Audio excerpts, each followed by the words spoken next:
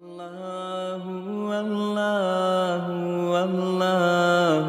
اللہ اللہ اللہ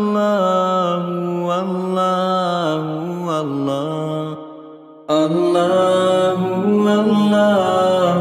اللہ اللہ اللہ قابل احترام معزز سامعین اور میری دینی و اسلامی ماں اور بہنوں، آج کی اس مجلس میں ہماری گفتگو کا عنوان ہے عظمت صحابہ احادیث نبوی صلی اللہ علیہ وسلم کی نظر میں۔ جس طرح نبوت ایک امتیازی وصف ہے اور وہ من جانب اللہ عطا ہوتا ہے، اسی طرح نبوت کے بعد صحابیت بھی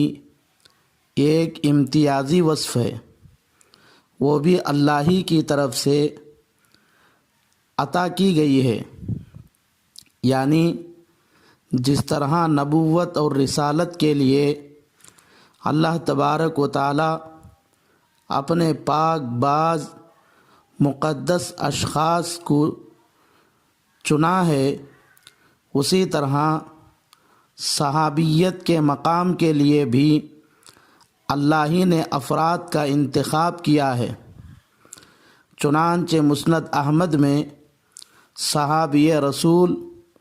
حضرت عبداللہ ابن مسعود رضی اللہ تعالی عنہ سے روایت منقول ہے، فرمایا رسول خدا صلی اللہ علیہ وسلم نے، جس کا مفہوم اور خلاصہ یہ ہے کہ اللہ تبارک و تعالی حضرت آدم علیہ السلام سے لے کر آخری انسان تک دنیا میں آنے والے تمام لوگوں کے دلوں پر نظر ڈالا تو تمام انسانوں میں حضرت محمد صلی اللہ علیہ وسلم کے دل کو سب سے بہتر پایا۔ اس لیے اللہ نے آپ صلی اللہ علیہ وسلم کو اپنی نبوت اور رسالت کے لیے منتخب فرما لیا، اور حضرت محمد صلی اللہ علیہ وسلم کو تمام نبیوں اور رسولوں کا سردار بنا دیا۔ اس کے بعد دوبارہ اللہ نے اپنے تمام بندوں کے دلوں پر نظر ڈالی تاکہ حضرت محمد صلی اللہ علیہ وسلم کی صحبت کے لیے افراد کو چن لے۔ پھر جن جن لوگوں میں محمد صلی اللہ علیہ وسلم کے ساتھی بننے کی صلاحیت پائی گئی، ان تمام لوگوں کو صحابیت کے مقام کے لیے چن لیا گیا۔ چنانچہ حدیث نبوی صلی اللہ علیہ وسلم کے الفاظ بھی آپ سماعت فرمائیے۔ ان اللہ نظر فی قلوب العباد فوجد قلب محمد صلی اللہ علیہ وسلم خیر قلوب العباد۔ اللہ نے تمام بندوں کے دلوں پر نظر ڈالی تو تمام لوگوں کے دلوں میں حضرت محمد صلی اللہ علیہ وسلم کے دل کو سب سے بہتر پایا۔ فاصطفاہ لنفسہ فبعثہ برسالتہ، تو حضرت محمد صلی اللہ علیہ وسلم کو منتخب کر لیا اور اپنی رسالت کے لیے متعین کر دیا۔ ثم نظر فی قلوب العباد فجعلہم وزراء نبیہم یقاتلون علی دینہ، پھر باقی لوگوں کے دلوں پر نظر ڈالی اور جن جن لوگوں کو بہتر سمجھا ان کو حضرت محمد صلی اللہ علیہ وسلم کے معاون اور مددگار بنا دیا، جو محمد صلی اللہ علیہ وسلم کے دین کے خاطر جہاد کرتے رہے۔ اس کے بعد ایک اصول بیان کیا گیا کہ صحابہ کی جماعت جس کام کو اچھا سمجھے وہ اللہ کے پاس بھی اچھا ہے، اور صحابہ کی جماعت جس کام کو برا سمجھے وہ اللہ کے پاس بھی برا ہے۔ چنانچہ ارشاد ہے فما رأى المسلمون حسنا فهو عند اللہ حسن وما رأوه سیئا فهو عند اللہ سیئ۔ اس روایت سے صاف معلوم ہوتا ہے کہ نبی رسول کی طرح صحابہ کی جماعت بھی اللہ ہی کی طرف سے منتخب اور چنیدہ ہے۔ صحابہ اکرام کی پوری جماعت فضائل، مناقب اور خصوصیات میں ہر صحابی اپنے آپ میں ایک مثال ہے۔ کسی بھی صحابی کی اقتداء اور اتباع کامیابی اور کامرانی کے اعلیٰ مقام پر پہنچا دیتی ہے۔ چنانچہ ارشاد نبوی ہے اصحابی کالنجوم، میرے تمام صحابہ ستاروں کی طرح ہیں، یعنی پہلے زمانے میں لوگ ستاروں سے رہنمائی حاصل کرتے تھے، یعنی وقت کا پتہ بھی ستاروں سے لگا لیا جاتا تھا اور راستہ بھی ستاروں کے ذریعے معلوم کر لیا جاتا تھا۔ چونکہ مسافر ستاروں سے صحیح راستہ پا کر منزل مقصود کو پہنچ جاتے تھے اور اپنے سفر میں کامیاب اور کامران ہو جاتے تھے، اس لیے رسول اللہ صلی اللہ علیہ وسلم نے بھی صحابہ کو ستاروں سے تشبیہ دے کر یہ بتانا چاہتے ہیں کہ جس طرح مسافر ستاروں کی اتباع کر کے صحیح راستہ پاتے ہیں، ٹھیک اسی طرح جو آدمی بھی کسی بھی صحابی کی اقتداء کرے وہ بھی ہدایت کے راستے کو پا کر کامیاب اور کامران ہو جائے گا۔ صحابہ اکرام کے تعارف، ان کی عظمت کے سلسلے میں سب سے بہترین روایت حضرت عبداللہ ابن مسعود رضی اللہ تعالی عنہ کی ہے۔ چونکہ خلفائے راشدین کے آخری دور میں سبائیوں اور رافضوں کے فتنے شروع ہو چکے تھے، اس لیے حضرت عبداللہ ابن مسعود رضی اللہ تعالی عنہ امت کو ملحدین اور گمراہ لوگوں سے بچنے کی تاکید اور تنبیہ کرنا ضروری سمجھا۔ اس لیے حضرت عبداللہ ابن مسعود رضی اللہ تعالی عنہ نے اپنے زمانے کے تابعین کے سامنے صحابہ اکرام کی حقانیت،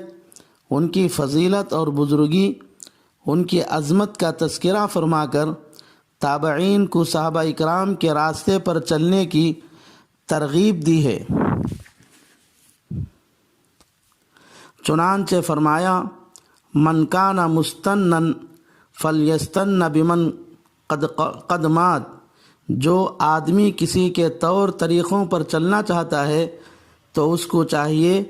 کہ وہ ان لوگوں کے طریقے پر چلے جو دنیا سے گزر چکے ہیں۔ فَإِنَّ الْحَيَّ لَا تُؤْمَنُ عَلَيْهِ الْفِتْنَةُ، کیونکہ زندہ آدمی دین کے سلسلے میں فتنوں سے محفوظ نہیں ہو سکتا۔ اس حدیث میں قدمات سے مراد وہ صحابہ اکرام ہیں جو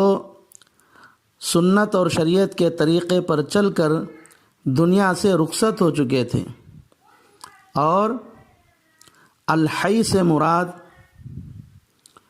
تابعین ہیں، یعنی جو صحابہ اکرام سنت اور شریعت کی زندگی گزار کر دنیا سے چل بسے ہیں، اب وہ کسی فتنے یا گمراہی میں مبتلا ہونے کا کوئی خوف اور ڈر نہیں ہے۔ لیکن جو تابعی ابھی حیات ہیں، اگرچہ کہ ان کی زندگی بالفعل اور حال کے اعتبار سے سنت اور شریعت کے مطابق چل رہی ہے، لیکن بالقوہ اور معال کے اعتبار سے فتنوں اور گمراہی میں مبتلا ہونے کا قوی امکان ہے۔ اس لیے آدمی کی دینی عافیت اسی میں ہے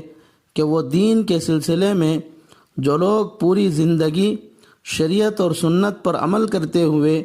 سیدھے راستے پر زندگی گزار کر دنیا سے رخصت ہو چکے ہیں ان کے طریقے پر اپنی زندگی گزارے۔ وہ لوگ کون ہیں؟ حضرت عبداللہ ابن مسعود رضی اللہ تعالیٰ عنہ فرماتے ہیں اولئک اصحاب محمد صلی اللہ علیہ وسلم، وہ حضرت محمد صلی اللہ علیہ وسلم کے ساتھی یعنی صحابہ اکرام کی جماعت ہے۔ کانوا افضل من هذه الامہ، صحابہ اکرام کی جماعت اس امت میں سب سے اچھے لوگ ہیں۔ ابرھا قلوبا، جو دل کے اعتبار سے بہت ہی نیک تھے، کیونکہ صحابہ اکرام کے دلوں میں خلوص، للہیت اور کامل ایمان کا نور بھرا ہوا تھا۔ اللہ نے ان کو طرح طرح کے آزمائشوں میں مبتلا کیا، سخت سے سخت مصیبتیں ان پر ڈالیں تاکہ رسول اعظم صلی اللہ علیہ وسلم کی رفاقت کے جس عظیم مقصد کے لیے ان کو چنا جا رہا ہے اس راستے میں پیش آنے والے مصیبتوں اور تکالیف کو برداشت کرنے کی ان کے اندر طاقت اور صلاحیت ہے یا نہیں ہے معلوم کر سکے۔ لیکن صحابہ اکرام کی پوری جماعت ہر مرحلے پر راضی برضا اور صابر اور شاکر، وَأَعْمَقَهَا عِلْمًا، ان کا علم گہرا تھا، یعنی دینی علوم میں صحابہ اکرام کامل مہارت رکھتے تھے، خواہ تفسیر و تعویل کا علم ہو، حدیث و فقہ کا علم ہو، تجوید و قرات کا علم ہو، فرائض اور وراثت کا علم ہو، یا تصوف اور احسان کا علم ہو۔ صحابہ کو ہر فن میں کامل مہارت حاصل تھی۔ صحابہ کے علم میں جتنی گہرائی اور گہرائی تھی، بالفاظ دیگر دینی علوم خصوصاً قرآن و حدیث کو صحابہ اکرام نے جتنا سمجھا ہے اتنا امت میں سے کوئی دوسرا نہیں سمجھا اور نہ قیامت تک کوئی سمجھ سکے گا۔ وَأَقَلَّهَا تَكَلُّفًا، کم سے کم تکلف کرنے والے تھے، یعنی صحابہ اکرام رضوان اللہ تعالی علیہم اجمعین کھانے پینے، رہنے سہنے اور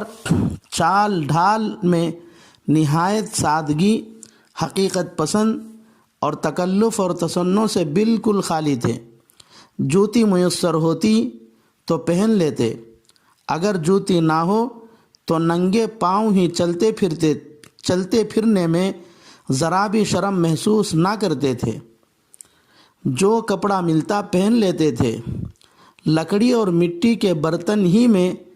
کھا پی لیتے تھے، زمین پر ہی بیٹھنے، لیٹنے اور نماز پڑھنے میں ان کو کوئی ناگواری نہیں ہوتی تھی۔ پیٹ بھرنے کے لیے جو بھی حلال روزی ملتی اس کو صبر اور شکر کے ساتھ کھا لیتے تھے۔ دوسروں کا بچا ہوا کھانے میں ان کو کچھ تأمل نہیں ہوتا تھا۔ حلال چیز جو بھی ملتی اللہ کی نعمت سمجھ کر کھا لیتے تھے، خواہ وہ اعلیٰ درجے کی ہو یا ادنا درجے کی، روکھی سوکھی روٹی ہو یا سوکھے کھجور، دودھ گھی مکھن ہو یا گوشت اور فروٹ۔ بے ضرورت اپنے علم کو ظاہر نہیں کرتے تھے، اپنے عالم اور فاضل ہونے کو ظاہر کرنے کے لیے کسی سے بحث نہیں کرتے تھے۔ کوئی شخص مسئلہ پوچھتا تو جتنا پوچھا جاتا اتنا ہی بتاتے تھے، جو مسئلہ نہیں جانتے تھے اس کے بارے میں صاف کہتے کہ ہم کو معلوم نہیں ہے۔ فتویٰ دینے میں حد درجے احتیاط برتتے تھے۔ ہر صحابی اس بات کی کوشش کرتا کہ وہ اپنے سے زیادہ علم والے کے پاس جا کر علم سیکھے، چاہے وہ عمر میں کتنا ہی چھوٹا ہو۔ اس حدیث سے صحابہ اکرام کی فضیلت اور کمال ثابت ہوتا ہے اور ان کی حقیقت کھل کر سامنے آتی ہے، چونکہ صحابہ اکرام رضوان اللہ تعالی علیہم اجمعین تمام مخلوق میں انبیاء کے بعد سب سے افضل اور اشرف تھے، اس لیے ان کو اپنے حبیب محمد صلی اللہ علیہ وسلم کی صحبت اور رفاقت کے لیے اللہ نے چن لیا ہے۔ اس لیے ہر مسلمان کو چاہیے کہ صحابہ اکرام رضوان اللہ تعالی علیہم اجمعین کی تعظیم کرے، ان کی عزت اور احترام میں ذرا بھی فرق نہ آنے دیں، ان کے بارے میں کسی طرح کا بھی برا خیال نہ آنے دے، ان کی شان میں کسی قسم کی گستاخی نہ ہو، بلکہ صحابہ اکرام کو اپنا مقتدیٰ مانے، ان سے محبت رکھے، ان کے اخلاق اور عادات کو اپنی زندگیوں میں اپنائے اور ان کی زندگیوں سے سبق حاصل کرے۔ اللہ سے دعا ہے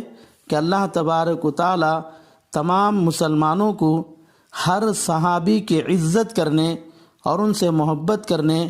ان کے نقش قدم پر چلنے کی اللہ توفیق عطا فرمائے۔ آمین۔ وآخر دعوانا ان الحمد للہ رب